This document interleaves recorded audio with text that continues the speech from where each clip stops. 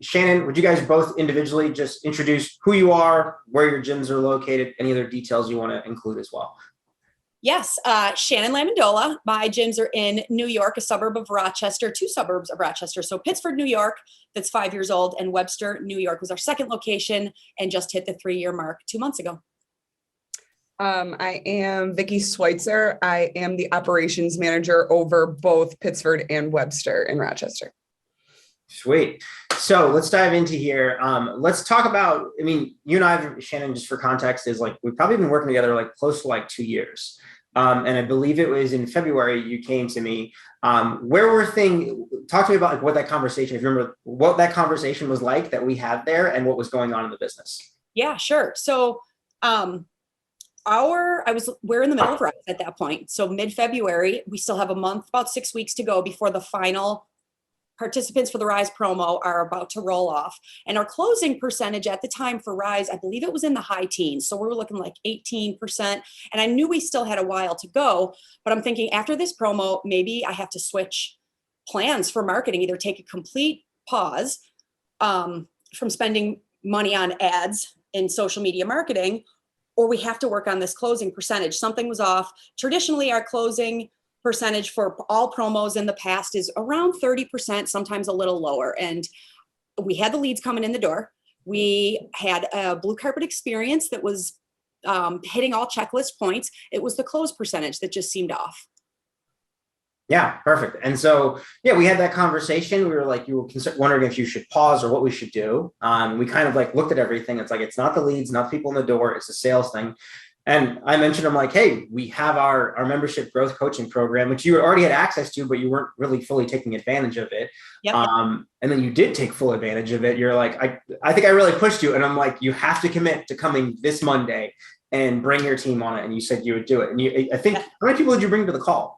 So that first call, we had 3 of us in addition to myself. So our director of training, Vicki, our ops manager, and then our client experience manager, who also doubles as a support trainer, joined that call. And you guys were kind enough to tailor it to us, New York, where we are, where we want to go, and really dig into the details that were specific to us, which was a little bit of a backtrack for you guys because I had missed a lot of calls.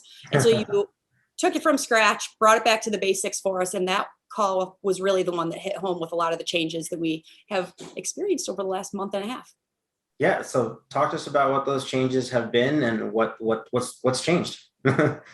Well, Vicki called at the end of, it was probably early March. And so a couple of sales growth calls with you had taken place since then. And we talked about how to calculate attrition and how to look at net new members and how to run that math and look at that each month. And before it was just a number of members thing that we would look at instead of percentages compared to the overall. Our closing percentage is going up. Our attrition is going down. Kept an eye on it for another couple of weeks. She's like, Shan, we're with the 7-day trials coming in the door, with the sales techniques that we're implementing, we are over a 50% close ratio with attrition less than, I think, 2% at the time you ran it, Vicki. Yep.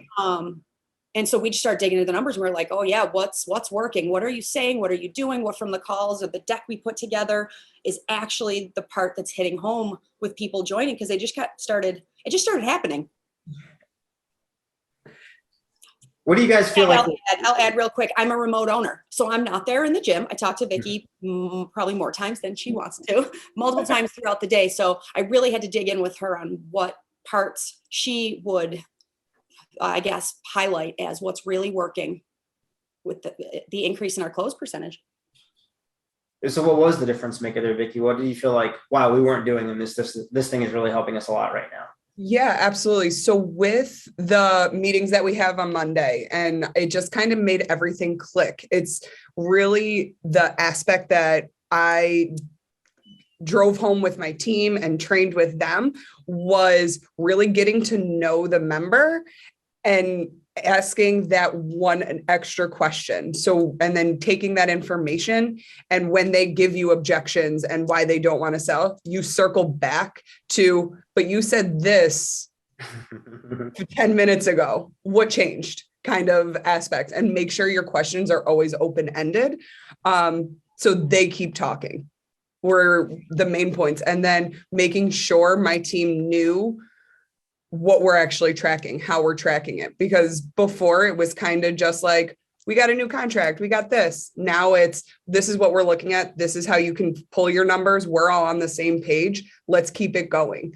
And that's from the BA all the way to the trainers, to the director of trainers, to Shannon. Everyone knows everybody's on the same page. So no matter, and we got this compliment last week, Shannon, no matter who's there, who's at the front desk, who's training, I feel like it's always the same energy, and you can't beat that. That's really what we're here for.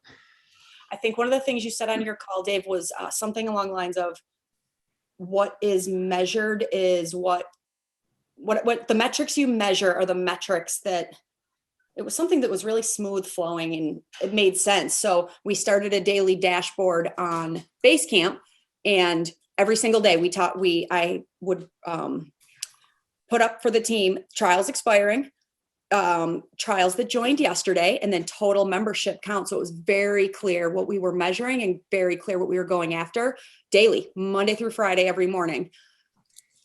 And I think that's exactly what Vicki was saying. When you're clear on what is being measured, then the team knows what to work for.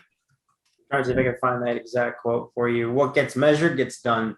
Measured gets done. Yeah. No, what gets measured gets done. What gets celebrated gets repeated. Yes. That's the one. That's exactly what we're living right now. And it was even the party emojis, to your point about celebrating. It was welcome, welcome. We welcomed 3 new people to the family today. Clap, clap, party, party. And it was a celebration of every single person who joined the fam for the team to see it. And everyone's on that. Child watch, BAs, trainers, full-time, part-time.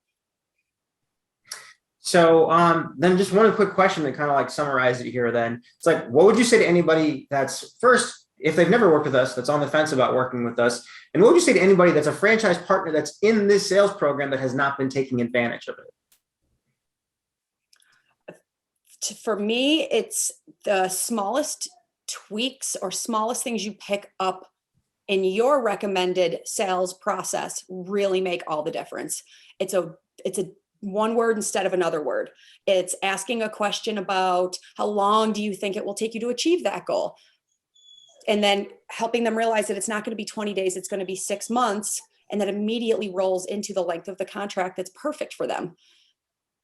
And so it's the little tweaks and words that we've learned from your training that I think has made the difference, but I'll let Vicki add to that. Yeah, no, Shannon, you hit the nail on the head with that. It's the minor tweaks to get someone who was thinking about a 3-month membership contract that they're like, I have a commitment issue, to tying it back to what their goals are and making sure that they're in the right membership agreement. And that could be a 12-month. We have, I don't want to say upselled, but upselled people from doing a 3-month or a month to month because they were just trying it out, to a 12-month commitment because you want to reach your goals. If you want to reach your goals, you got to commit to it. And that's different wording has helped that tremendously. Yeah. And like you said, when you believe in our mission to get the person to the results or the goals that they are after, that has to be the underlying main driver. And you add that with a couple of sales tweaks, then I feel like that's the secret sauce. We truly do care about mapping out their goal to a plan.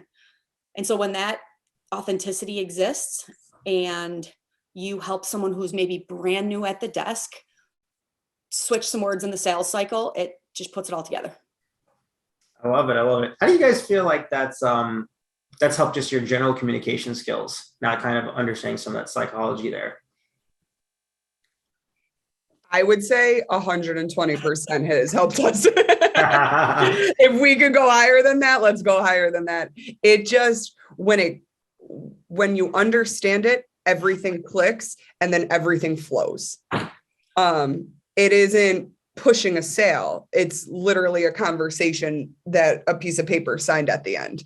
And everyone from our trainers to our child watch to our BAs have felt that. Everybody was like, well, why is it easier? Because we believe it. We're just talking. It's a conversation that happens and it's caring for someone. So I would say 120%. Yep. Be a better listener, listen more, talk less. I mean, that can apply to everything, family, day life, and with each other as a team. Listen and allow everyone to give feedback and their ideas and feel part of the process that you ultimately roll out that works best for you. Because when the team's involved in creating it, they are behind it more, they back it more, and it works.